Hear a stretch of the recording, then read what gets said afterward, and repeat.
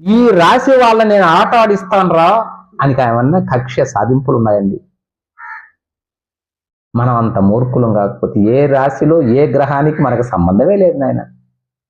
వాళ్ళ పనులు చూసుకుంటున్నారు, వాళ్ళకే దిక్కు లేకుండా తిరగతా ఉన్నారు ఆ సూర్యుడి చుట్టూ. వాళ్ళకి దిక్కు లేదండి, గ్రహాలు తిరుగుతూనే ఉన్నాయి. ఎందుకు తిరుగుతాయి? ఆర్డర్, పరమాత్మని ఆర్డర్ అండి అది. ఆయన ఆర్డర్ ప్రకారం వాళ్ళు వస్తా ఉంటే ఆయన బట్టాడు, ఈయన బట్టాడు, గురుగ్రహం చేశాడు. వాళ్ళకి ఇంకేం పంగా పట్టలేదండి, మనల్ని పట్టుకోవడానికి ఉన్నారు వాళ్ళు. కాబట్టి మీరు అవన్నిటిని వదిలేసేయండి, సత్సంగం ఒక్కటే పట్టుకోనండి. అలాంటి సత్సంగాలు వద్దు. రానాయన నీకు 40 రోజుల్లో నీకు శని నివారణ దోషం ఆశ్రమం చేయబడుతుంది.